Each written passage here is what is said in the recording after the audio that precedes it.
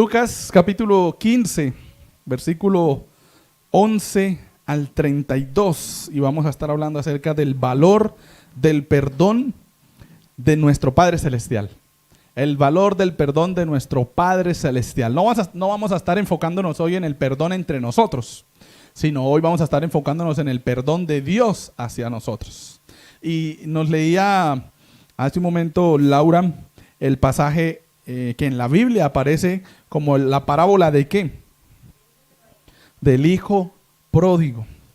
Pero si usted toma atención y hace un estudio de esta parábola, el hijo pródigo no es el personaje principal de esta historia. Porque la idea no era en esta historia mostrar que existió un hijo pródigo. Porque si no hubiese un padre amoroso, no hubiese existido un hijo pródigo. Si el padre no hubiese ofrecido algo a ese hijo que retornó a su casa, ese hijo hubiese seguido estando en desobediencia, en su mundo, por allá perdido, sufriendo, y bueno, como lo menciona la historia, en el momento más bajo en su vida, en el momento más humillante de su vida también. Para dejar así generalidades acerca de este pasaje, tenemos que dejar claro que hoy vamos a estar enfocándonos en el hijo pródigo o descarriado, como algunos lo mencionan, y el hijo desorientado. Hay dos hijos ahí y vamos a ver las características del perdón de ese padre que es Dios hacia cada uno de sus hijos y el proceso que tiene para cada uno de ellos. Entonces, desde ya ustedes ya saben cuántos puntos son en la enseñanza de hoy. Si hay solo dos hijos, pues serán 2 puntos. Solo que cada punto tiene como 15 subpuntos, entonces vamos a estar ahí estudiando los dos hijos en esta ocasión, el hijo descarriado y el hijo desorientado. El perdón de Dios para cada uno de ellos. Y vamos a ver en dónde estamos nosotros. Vamos a ver en cuál de estos estamos nosotros. Características de este pasaje y de esta familia. Y en el versículo 11 y versículo 12 nos dice, un hombre tenía 2 hijos. Vamos a hacer un panorama de la historia. Y el menor de ellos dijo a su padre, Padre, dame la parte de los bienes que me corresponde, y les repartió los bienes. Ambos hijos recibieron su parte. ¿Sabían eso? Dice el versículo 12, y les repartió los bienes. Pero ¿quién pidió la parte inicialmente? El hijo menor, dice el pasaje, ¿no? El hijo menor. ¿Quién debería haberla pedido según la costumbre? El mayor, ¿no? El mayor es el que debía haber tomado la iniciativa en algún momento porque quizás se iba de la casa, iba a iniciar sus proyectos, su familia, que era cuando de pronto se dividían las propiedades, cuando ya tenía su hogar. El hijo mayor, que era el primero que se casaba, que era el primero que se alejaba de su padre y de su hogar, pues tomaba la iniciativa de decirle al padre que si le podía dar algo de lo que él tenía para poder iniciar esa labor. A veces no había ni necesidad de pedirlo porque el padre lo daba sabiendo que iba a iniciar un nuevo proyecto de vida. Pero acá el hijo menor es el que pide que le entreguen la parte que le corresponde sin tener ningún proyecto de vida establecido. Y el error de él está ahí. Entonces tenemos 2 hijos. Ambos son hijos naturales de ese hombre. Tenían la misma relación con el padre. Podrían acercarse al padre cualquiera de los 2. Pero cada uno de ellos tenía una condición diferente. El hijo mayor estaba enfocado en algo y el hijo menor estaba enfocado en otra cosa. El menor, sabemos acá según el versículo 12, que estaba enfocado en la riqueza, en recibir la parte que le corresponde. Ese aspecto de la vida cristiana, de la vida general, en la que los cristianos luchamos o luchan más, y es cuando de pronto el padre o la madre fallece y empiezan a repartir las partes que tenía el padre, y uno como cristiano lucha, o bueno, los cristianos acostumbran a luchar con principios bíblicos como la usura, no ser avaricioso, ¿no? Y no dejar de pronto llevarse por la ira para tomar algunas decisiones. Y es porque hay de por medio dinero que pertenecía a alguien que el vínculo es bastante grande, como el papá o la mamá. Pero también existe en nosotros el Espíritu Santo que nos está diciendo tranquilo y dice no pongan los ojos en las cosas de la tierra, sino pónganlas en las cosas de los cielos. Y esa lucha es natural en el cristiano porque está ante algo que le pertenecía a alguien que amaba y está ante la decisión de dejarse controlar por el Espíritu Santo y cómo mantener ese equilibrio, ¿no?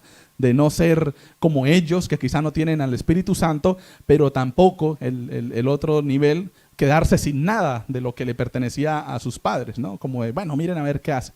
Esa lucha pasa mucho en las familias y en la vida de los cristianos es más duro, ¿no? Porque el que no es cristiano, pues va y pelea y tumba al uno y hace negocio por acá y hace negocio por allá y trata de quitarle la parte al otro porque no es hijo de Dios. Pero uno que es hijo de Dios no puede hacer eso, ¿no? Pero a veces la carne quisiera, ¿no? Como, es que me dan ganas de ir a hacerlo firmar un papel o algo así y quitarle la parte que me quitó o algo así. En ese sentido estamos nosotros luchando, pero en este caso el hijo menor no tenía problema con eso y dijo, yo voy a pedirle esa parte que a mí me corresponde y me voy a ir. ¿A dónde? Ni siquiera sabía para dónde. Solo se quería ir y tener su parte. Cada uno de los hijos en su posición y condición recibe un trato particular de su padre. En primer lugar, en la primera parte del versículo 12 dice que a los dos les repartió los bienes. Le dio lo que le pertenecía al menor y le dio lo que le pertenecía al mayor. Le dijo, tomen, aquí está esto, aquí está lo suyo y miren a ver qué hacen con lo que les estoy entregando. Y luego quiero que veamos la primera parte del versículo 25. Dice, y su hijo mayor estaba en el campo. Hasta ahí. Entonces, ambos recibieron la parte, pero ambos o cada uno de ellos tomaron decisiones distintas. El hijo menor dijo, yo me voy, recibo mi parte y me voy a gastarla en lo que sea. El hijo mayor recibió su parte y ¿qué dijo en el versículo, o qué hizo en el versículo 25? Siguió trabajando, ¿no? En el campo, siguió laborando. A simple vista, ¿cuál de los dos sería el más cercano para el padre o el que debería recibir mayor retribución? El mayor, ¿no? Porque aunque recibió la parte del papá, lo que hizo fue quedarse con el papá y seguir trabajando en el campo del papá. Humanamente diríamos, bueno, ese es el que merece más, de pronto más enaltecimiento, ¿no? Que se diga, uy, qué bonito tener un hijo así, no como ese otro que se fue por allá para Sodoma y Gomorra, que se fue por allá a ver qué hacía por allá y a disfrutar de todo lo que podía comprar con su riqueza, sino el mayor, diríamos nosotros humanamente. Pero tanto para el menor como para el mayor, el Señor efectuó el perdón, el Padre en este caso efectuó el perdón especial en un proceso para cada uno de ellos. Porque como tomaron decisiones distintas, el proceso del perdón de Dios no podía ser el mismo. Y quiero que entendamos eso hoy. El proceso que el Señor ejecuta en su vida nunca va a ser el mismo ni siquiera en el que ejecuta en su esposo o en su esposa. Entonces, por eso como cristianos no debemos caer en el error de comparar mi proceso con el proceso del otro. Porque a veces decimos eso, ¿no? Pero yo, ¿por qué sí pude salir fácil de ese pecado? ¿Y por qué otro hermano no puede salir de ese pecado tan fácil? Porque no es el mismo proceso, no es la misma persona. Pero ¿por qué yo nunca he caído? O al contrario, ¿no? ¿Por qué este hermano nunca se ve que caiga, nunca se ve que peque y yo sí tengo que estar pecando y sufriendo con este pecado? Porque el proceso es especial para cada uno de nosotros. Y en ese sentido nosotros como hijos debemos ponernos en la posición de adivinar, de buscar en la Biblia cuál es el proceso que el Señor tiene para mí en especial. Y la primera parte de lo que vamos a estar viendo acerca del perdón de Dios es que el perdón de Dios trae renovación y restauración en el proceso. El primer punto entonces en esta mañana es el perdón de Dios trae renovación y restauración en el proceso. Y la primera persona que vamos a estar estudiando es la que nosotros creemos que es la principal y es el hijo pródigo o el hijo menor. Es un proceso de hacer consciente de lo que implica estar lejos de la dependencia de Dios. Versículo 13 al 16. ¿Alguien lo quiere leer? 13, 14, 15 y 16. Lucas 15, 13, 14, 15 y 16. Este hijo menor, diríamos, consecuencias de su decisión, ¿no? Tomó la decisión apresurada de decir, aunque soy el menor, voy a pedir mi plata y me voy. Tomó la decisión acelerada también de irse, y dice que no muchos días después O sea, tuvo la oportunidad de tomar la misma decisión del mayor y decir, bueno, me voy a quedar acá y voy a trabajar y voy a invertir el dinero o qué sé yo, voy a hacer otra cosa con el dinero. Pero él dice en el versículo 13 que no muchos días después, o sea, estaba pronto para irse a gastar la plata que había recibido. Dice, juntándolo todo, el hijo menor se fue.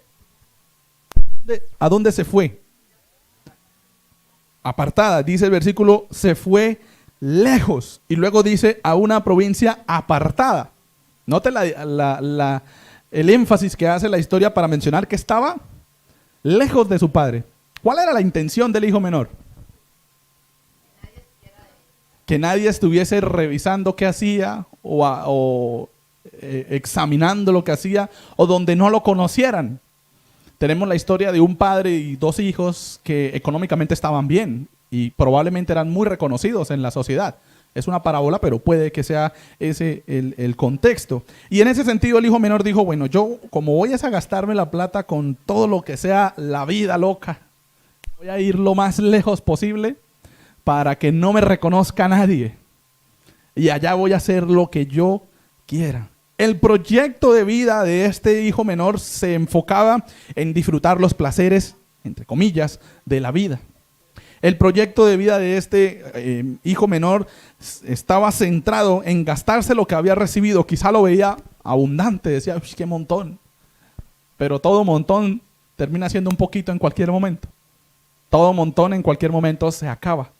Y en ese sentido, el proceso que hizo el Señor con este hijo fue hacerle ver lo que implicaba estar lejos de su padre. Y dice el versículo 14, dice, cuando todo lo hubo malgastado, vino una gran hambre en aquella provincia y comenzó a faltarle. ¿En dónde vino el hambre? ¿A dónde se fue él? A una provincia apartada, menciona, ¿no? Y luego dice, y cuando todo lo hubo malgastado, ¿vino qué? ¿A dónde? Aquella provincia. ¿Cómo el Señor hace que nosotros caigamos en esos momentos duros?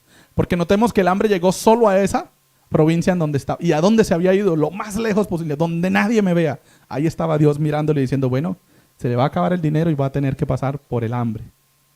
Y solo en esa provincia en donde estaba él. Solo en esa provincia. ¿Recuerdan la historia de Jonás? Cuando se quiso ir lo más lejos posible de la orden del Señor. El Señor le dijo, bueno, tiene que ir a Andalucía. Y él dijo, no, yo a Andalucía no voy porque allá no quiero ir a enseñar.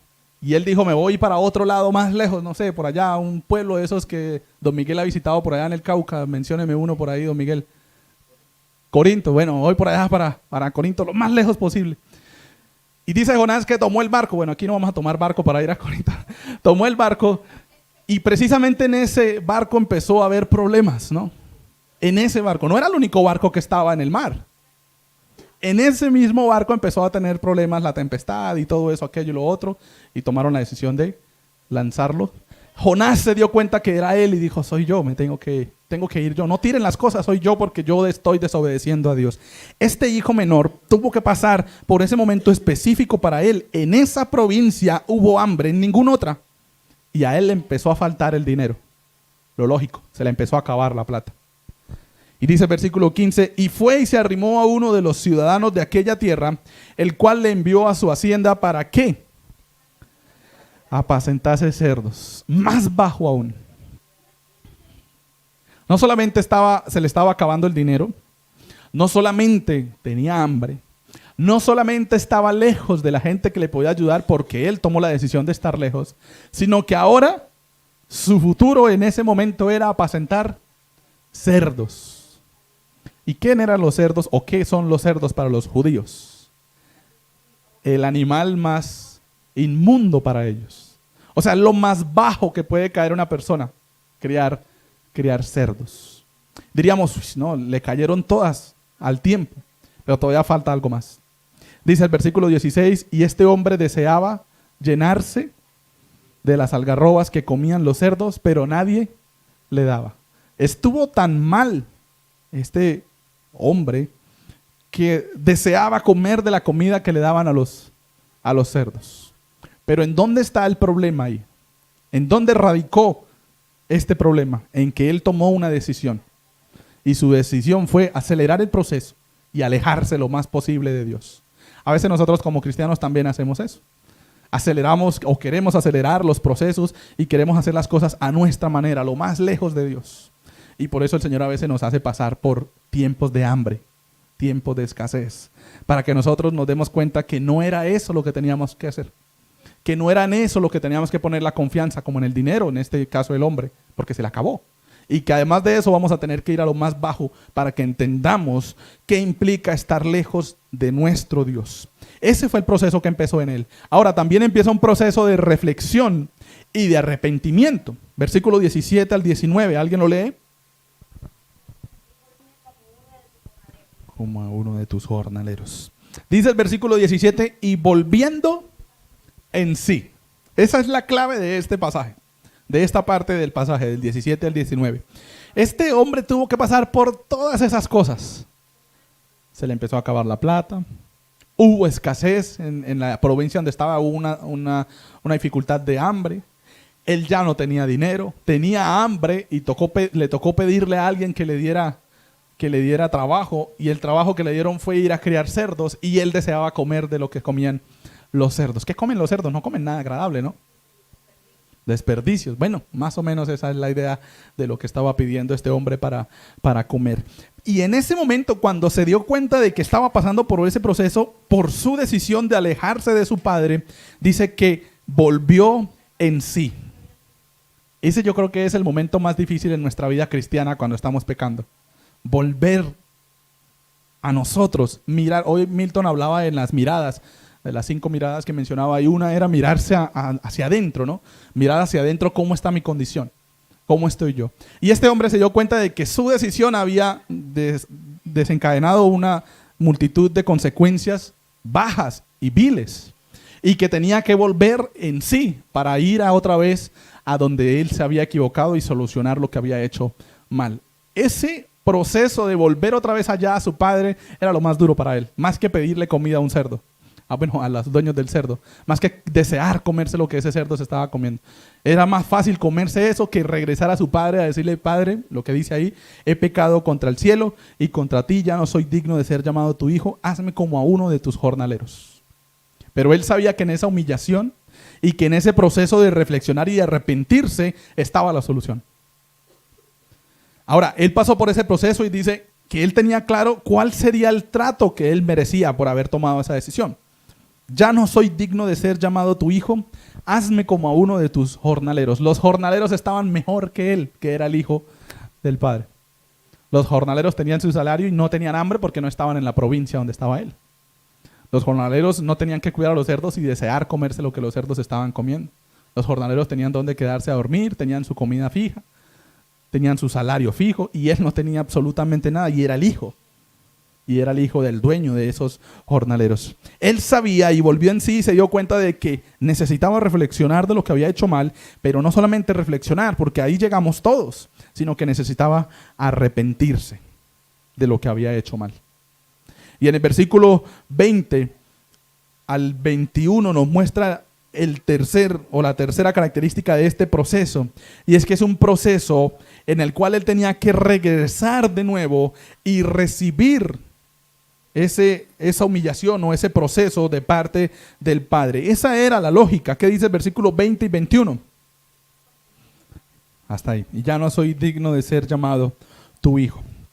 El segundo proceso más duro que pudo existir en la vida de este hombre no fue ir a comer o a desear la comida de los cerdos, sino fue primero volver en sí, recapacitar. Y segundo, lo que dice el versículo 20, las primeras 2 palabras: y levantándose, determinarse. Eso fue lo más duro para él.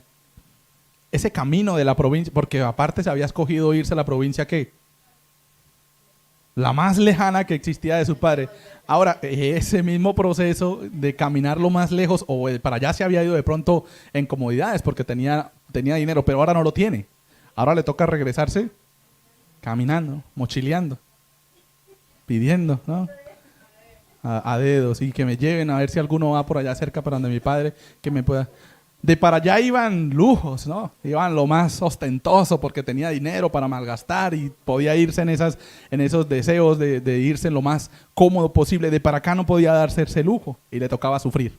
Y tenía que pasar por ese proceso para que mantuviese la conciencia de que él se había equivocado y que ese proceso del perdón no iba a ser fácil. Por eso a veces le digo, perdonar en la vida cristiana es una de las cosas más difíciles que existe para los hijos de Dios.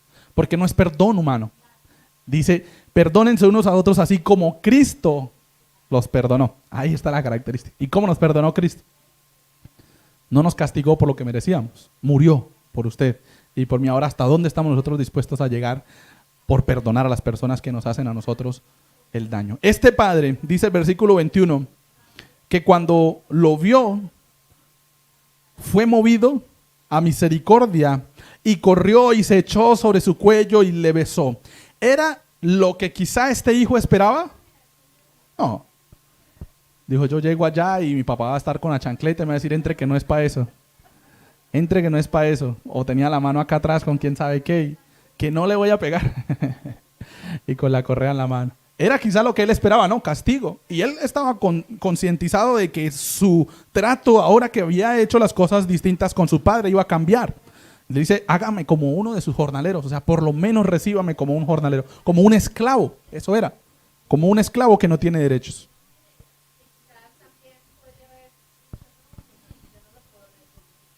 Ah, bueno. O mira a ver qué hace. Usted tomó la decisión de irse. Bueno, ahora pague las consecuencias de sus decisiones. Eso también lo pudo haber dicho el padre. Pero el padre dice que hizo todo lo contrario a lo que su hijo esperaba. Dice que cuando lo vio, lo primero fue movido a misericordia, pero me llama la atención que dice, y corrió, y se echó sobre su cuello, y le besó. Ese recibimiento del papá hacia su hijo no dejó que este hijo entendiera que tenía que hacer las cosas bien. Y eso pasa en nuestras vidas, ¿no? A veces estamos pecando, estamos haciendo las cosas mal, y cuando de pronto el Señor nos manda alguna bendición o algún detalle, porque pues el Señor sigue proveyendo para nuestras necesidades, nosotros olvidamos que tenemos que solucionar ese pecado inicial.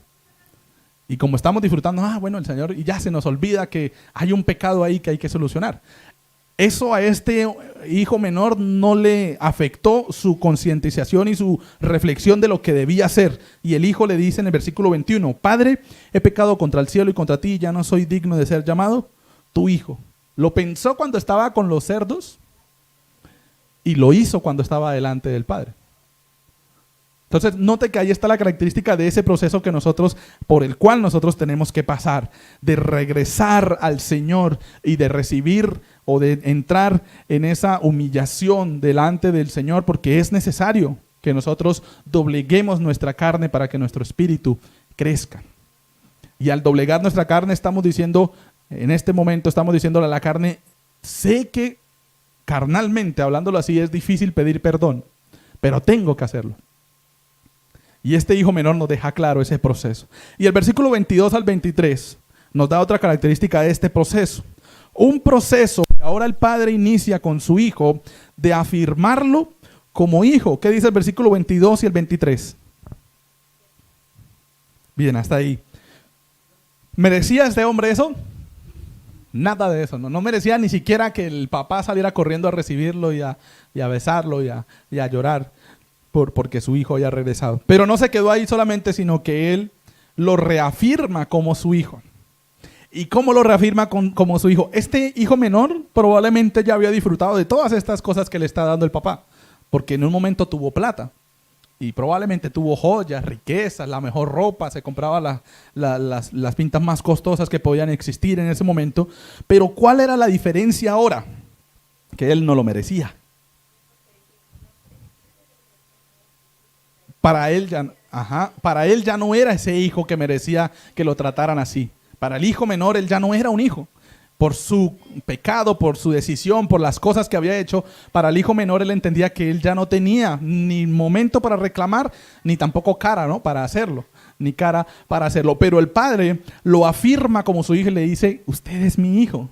No lo voy a tratar como un jornalero, porque usted es mi hijo. Y le dice, pero el padre dijo a sus siervos, sacad el mejor vestido y poned un anillo en su mano y calzado en sus pies. Ahí está está clara el momento o la forma en la que llega este hijo menor, ¿no? La condición en la que llega, ese era el término, la condición en la que llega. Ajá, exactamente, árabos. Sucio, con la ropa quizá rasgada o imagínese todo el viaje que le tocó hacer de regreso, cómo estaban esos zapatos. Ya no tenía nada que ponerse. Yo dije mochilero, pero no creo que tampoco llevara mochila, porque ¿qué iba a echar en la mochila para viajar? Con lo que tenía, una mano adelante y otra mano atrás, como dice el dicho. Así el padre le dice, no, yo no lo voy a tratar como uno de mis jornaleros, lo voy a tratar como lo que es, como mi hijo. No se lo merece, pero lo voy a tratar como mi hijo. Y le da esas bendiciones. Y luego dice, y traed el becerro gordo. Y cuando dice el becerro gordo, está hablando de un becerro en especial. No está diciendo, traigan el becerro, el que encuentren más gordo. O el que vean por ahí que esté más gordito, traigan. O el primero que vean, porque todos son gordos. No. Dice el becerro gordo, está hablando de uno en específico. Y matadlo y comamos y hagamos fiesta. De ahí pues que al otro hijo le haya dolido tanto que hayan matado a este becerro, ¿no? Porque era el que él también quizá estaba proyectando. Y si algún día vamos a hacer un asadito con ese becerro. O de pronto estaba deseando ya que el papá dijera, bueno, traigan el becerro gordo y vamos a comérnoslo aquí entre todos. Pero las circunstancias en las cuales iba a llegar ese becerro gordo a disfrutarse no eran las que él de pronto esperaba, el hijo mayor. Ni el hijo menor tampoco. Ni el papá tampoco, porque según las características de lo que vamos a ver adelante, el papá tampoco esperaba que su hijo regresara. Es un proceso en el que nos afirma el Señor como sus hijos. Cuando nosotros pedimos perdón, Él nos dice, tranquilo, yo sé que usted merece ser tratado como un jornalero porque se equivocó, pero lo voy a tratar como lo que es, como mi hijo. Y luego es un proceso de hacerle consciente de su renovación y su restauración. El versículo 24 le dice, porque mi hijo muerto era y ha revivido, se había perdido y es hallado, y comenzaron a regocijarse. Todos entendieron por qué la fiesta. Antes no dice que se regocijaron cuando vieron al hijo menor, no dice que los criados se regocijaron ni nada de eso. Dice que se regocijaron después de que el papá les explicó cuál era la situación en la cual estaban viviendo. Ese hijo que él probablemente ya lo daba por muerto. Él no esperaba que su hijo regresara. Así como se aceleró, el padre sabía que podía tomar en algún momento malas decisiones en su mundo, en sus cosas, y podía pasar alguna consecuencia de pronto en alguna decisión por allá y lo podían matar. O podía morir de hambre. O podía padecer alguna necesidad. Probablemente él se enteró de en dónde estaba su hijo, y probablemente él se enteró de que en esa provincia en específico estaban aguantando hambre. Era un hombre pudiente, que tenía muchas relaciones también públicas. Probablemente supo que su hijo estaba comiendo cerdos y que si hasta ahí estaba podía haber muerto su hijo también en esa provincia lejana. Pero en ese momento el padre le dice, yo lo estoy renovando esa relación y le estoy restaurando y le estoy dando esa posición que usted tenía antes de tomar sus decisiones equivocadas. Y esa es la característica del perdón. Y eso lo vimos algún domingo, cuando nosotros perdonando, ya aquí salimos del perdón de Dios, ahora el perdón de nosotros. Cuando nosotros perdonamos, esa es la característica que nosotros tenemos que llevar siempre presente. Cuando yo tomo la decisión de perdonar a una persona, lo primero que tengo que entender es que la relación con esa persona debe ser igual a antes, o mejor, de antes de que se hubiese cometido el error. Porque así lo hizo el Señor. Nosotros estábamos lejos de Dios. El Señor vino a la tierra, nos dio perdón y nos dio la oportunidad de estar como estaba Adán y Eva, ¿recuerdan? En el Edén, antes de pecar, en esa comunión directa con el Padre. Ellos hablaban así como nosotros hablamos con el Señor. Nosotros no le escuchamos a Él directamente como una voz, pero sí tenemos el acceso a través de la oración y a través de la palabra de esa relación con el Padre, como Adán y Eva antes de pecar. Entonces note que así como Cristo los perdonó, que menciona cuando habla del perdón entre hermanos, es eso, que la relación que existía con esa persona vuelva a ser la misma, si usted va a perdonar, vuelva a ser la misma que había antes de que hubiesen cometido el error él o usted. Ese es el perdón y esa es la característica del perdón. Volviendo ahora aquí a los hijos de este padre, vemos ya el proceso por el cual pasó este hijo menor. Tuvo que pasar por el proceso de darse cuenta de qué significaba estar lejos de su padre, por un proceso de reflexión y de arrepentimiento, por un proceso en el que toma la decisión dice que se paró, se levantó y se fue, y el padre lo recibió por un proceso en el cual experimentó que el padre aún lo veía como hijo, y por un proceso en el cual el padre le dice, usted ya es renovado y restaurado. Las cosas viejas pasaron, he aquí todas son hechas nuevas. Eso es lo que le está diciendo el padre en ese momento. Ahora, ¿qué pasa con el otro hijo? Y empieza la otra cara de la moneda. El perdón de Dios, no solamente, como veíamos en el primer punto, no solamente trae renovación y restauración, en este caso para el hijo menor, sino que también trae orientación y reconciliación, en este caso para el hijo mayor. Versículo 25 al 28. ¿Alguien lo quiere leer? Que entrasen. Bien. El hijo mayor pasa ahora por el proceso del perdón también. O debe pasar por el proceso del perdón. Y es el padre el que empieza a darle esa orientación para que él pueda reconciliarse con su hermano, en este caso el menor. Debió haber sido muy duro para este hombre, para este hijo mayor, estando en la situación en la que está, porque además no venía de estar de fiesta. Venía de trabajar en las cosas de su padre. Venía de hacer las cosas bien. Y dice que regresando, ¿de dónde? Del campo, versículo 25, y su hijo mayor estaba en el campo, y cuando vino, llegó cerca de la casa, oyó la música y las danzas, y llamando a uno de los criados le preguntó qué era aquello. Pronto se esperaba una fiesta de sorpresa para él. De pronto estaba diciendo, uy, mi papá está contento, quién sabe si tenía esposa, no sabemos, no dice el pasaje si tenía esposa, ¿será que vamos a hacer hermanos, vamos a tener otro hermanito, o quién sabe qué estarán celebrando? Pero yo creo que por la mente de este hijo mayor no pasó en ningún momento el que su hermano menor había regresado, porque probablemente también lo estaba dando por muerto. Un proceso de poner en evidencia lo que hay en el corazón. Este hijo mayor no estaba triste porque quizá él lo manifiesta así, pero su tristeza no era porque habían hecho matar el becerro gordo, o porque habían hecho fiesta, o porque aquello y lo otro. Su tristeza estaba porque el hijo menor o su hermano menor había regresado. Ese era el dolor de él, porque él estaba mirando con ojos de juicio a ese hijo, a ese hermano. Pero si se fue, si se gastó la plata por allá, y luego lo menciona, si hizo todas esas cosas, ¿por qué ahora lo reciben así? El problema no era el becerro gordo, porque si hubiese llegado algún familiar que hace muchos años no veían, pero que era querido por él, no tendría problema en que hubiesen matado al becerro gordo, porque era alguien que él quería. Pero él no quería a su hermano por las cosas que había hecho. Y en ese sentido, el dolor que este hermano mayor estaba pasando era la evidencia de lo que había en su corazón: rencor, amargura, envidia, ira, probablemente odio hacia su hermano. En ese proceso del perdón que el padre empieza a hacer a su hijo menor, ahora tiene que iniciar un proceso en el hijo mayor también. Y es que él se tenía que dar cuenta de que lo que él estaba sintiendo dentro de sí estaba mal también. Y que él también tenía que pasar por el perdón, tanto del padre como de su hermano. Versículo 28 a la parte B y al versículo 30, perdón. Leemos otra vez el 28 al versículo 30. El becerro gordo. Ahí está la característica de este hermano mayor. Él estaba rencoroso porque era su hermano. Bueno, él ya no lo ve como hermano. Dice, este tu hijo. No lo ve como este mi hermano, ¿no? Dice, este tu hijo. Ese proceso de perdón necesitaba que este hombre se diera cuenta de que estaba colocando, o que le estaba colocando a luz lo que le estaba haciendo daño a él.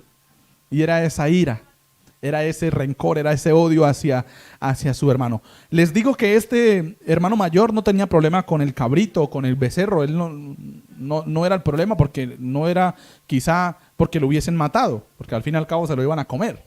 Sino el problema era que lo habían matado en honor al hermano menor que había tomado las decisiones equivocadas. Como les digo, si hubiese llegado otro familiar querido, él no tendría ningún problema porque, bueno, llegó el tío que viene por allá de otro lado, vamos a matar al becerro. Quizás estaría ya celebrando también porque llegó el tío. El problema era que era el hermano menor que había hecho las cosas mal, y dentro de ese hermano mayor había envidia, había odio, había rencor, y ese perdón del padre empieza un proceso en él para darle a entender que estaba colocando a la luz las cosas que le hacían daño. Dice, pero cuando vino tu hijo, que ha consumido tus bienes con... has hecho matar para él el becerro gordo. Hay algo que hace daño en este hombre, en este hermano mayor, y es la envidia, es el odio, el rencor hacia tu hijo, dice el versículo 30. Además de eso, versículo 31 muestra que el perdón en la orientación y la reconciliación es un proceso también de afirmarle como hijo. Dice, él entonces le dijo, hijo, tú siempre estás conmigo y todas mis cosas son tuyas. ¿Quién disfrutaba de todas las comodidades del padre? El hijo mayor que se había quedado ahí, el que había hecho las cosas bien. El problema es las expectativas que el hijo mayor estaba guardando de su trabajo. Y ahí nos damos cuenta de que el hijo mayor estaba trabajando y haciendo las cosas esperando una retribución, ¿no? Por interés, ¿no?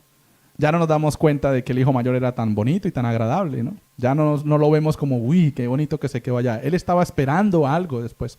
Quizá que cuando su padre muriera, él fuera nombrado el patriarca de esa familia, porque su hijo, el hermano menor, ya estaba por allá perdido, ya probablemente estaba muerto. Ya ni siquiera era el hermano de él. Entonces vemos ahí cómo él manifestó esas cosas, pero él nunca las vio en él. Él nunca se dio cuenta de que había envidia en él, odio, rencor, y además nunca se dio cuenta de que él estaba haciendo las cosas por interés, que estaba haciendo las cosas para recibir algo después cuando su padre ya no estuviese. Si el padre muriese en el momento en el que el hijo menor se había ido, legalmente, ¿quién merecía ser el patriarca de esa familia? El mayor, porque se quedó y trabajó y estuvo ahí, y quizá él estaba esperando eso. Quizá él estaba esperando eso. Ahora le llegó competencia, porque está el hijo menor. Otra vez, aunque igual legalmente él sigue siendo, el mayor sigue siendo el que heredaría esa, pero cuando el mayor no estuviese tenía que ser el menor. Él esperaba que no fuese nadie más sino él y luego su descendencia como tal. Entonces vemos que el padre le afirma o le reafirma como hijo y le dijo, hijo mío, tú siempre has estado conmigo y todas mis cosas son tuyas. Le está diciendo, hijo, ¿usted no ha disfrutado todo lo que ha tenido mientras estuvo acá? Usted no ha disfrutado las bendiciones que ha tenido mientras estuvo acá. Mientras estuvo bien, usted no tomó las decisiones que tomó, pero tuvo bendiciones por estar acá. Y por ahora poner sus ojos en que su hermano regresó con ojos de envidia y de juicio, no se da cuenta de que ha disfrutado muchas cosas por hacer las cosas bien. Habrá otro becerro gordo y lo matamos después para usted. En algún momento habrá otra oportunidad para hacer fiesta. Pero hoy no es el momento para eso. Y es un proceso, además de eso, para hacerle consciente de su equivocación y decirle que necesita reconciliarse. Y el versículo 32 dice, mas era necesario, dice el papá, hacer fiesta y regocijarnos, porque ¿cómo le dice? Tu hermano. ¿Cómo lo dijo el hijo mayor? Tu hijo. Despreciándolo, allá ese que hizo, además dice que se consumió sus bienes con rameras y has hecho matar para él el becerro gordo. Esa era la connotación del hijo mayor hacia su hermano, ¿no? Menor. Ahora, ¿cómo lo ve el padre? Y se lo rectifica. Le dice, ese no es mi hijo, este es tu hermano. Estaba muerto y ha revivido, se había perdido y es hallado. Y ahí le está diciendo el padre a este hijo mayor que necesita darse cuenta que se está equivocando y que además de eso necesita reconciliar y perdonar también a su hermano menor. Tiene que volver a ser su hermano. Él ya no lo veía como hermano. Ahora tiene que ser otra vez su hermano como si nada hubiese pasado atrás, porque tiene que perdonar. Y esa es la característica del perdón. 2 veces la misma característica en el mismo pasaje. El padre le da la vestidura, le da el calzado, le da el anillo y le da la postura otra vez de hijo, como antes de que se hubiese equivocado.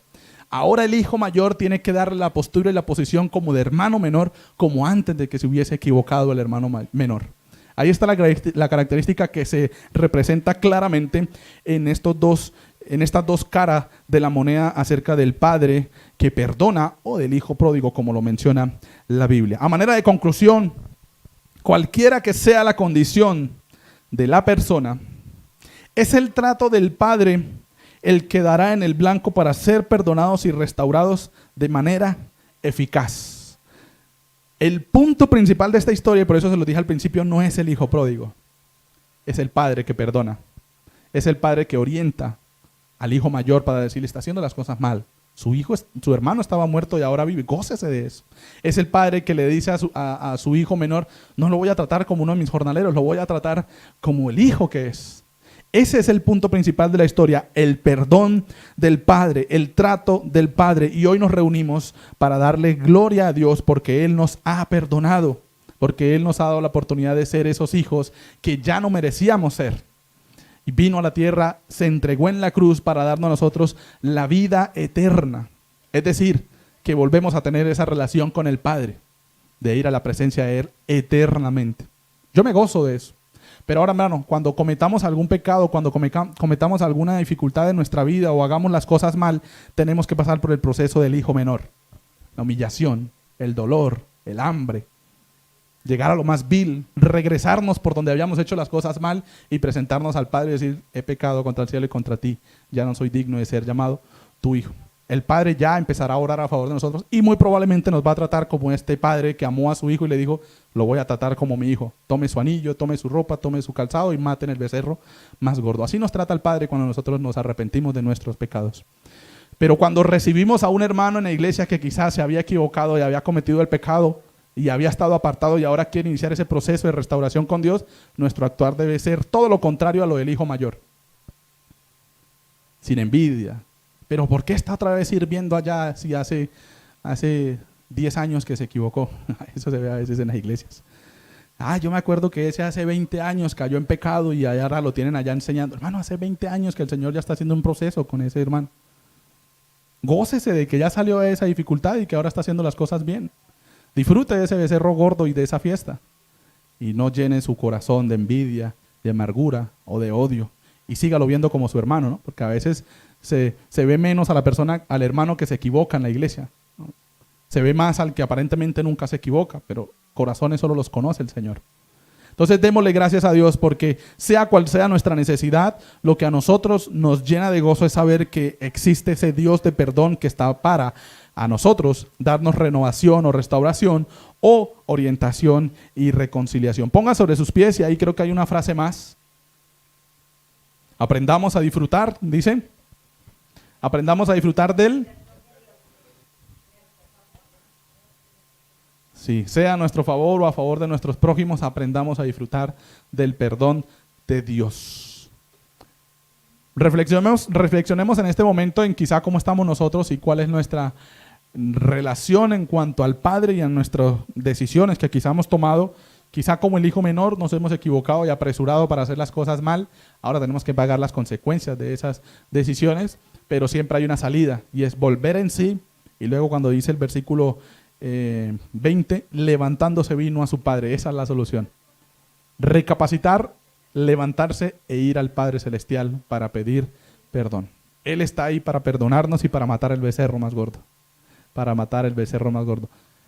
El becerro más gordo en esta historia es la representación de Cristo en la cruz. No había un becerro, por decirlo así, no había un cordero, y dice, Juan lo dice, he aquí el Cordero de Dios que quita el pecado del mundo. Nadie más podía hacerlo si no era el becerro más gordo. Cristo se entregó en la cruz por usted y por mí siendo el becerro más gordo. Lo hizo por usted. Usted es el hijo menor, el que tomó las decisiones mal y ahora está delante del Padre disfrutando del perdón de Dios. Disfrutemos del becerro más gordo. Disfrutemos de la bendición que Dios nos ha dado de ser sus hijos.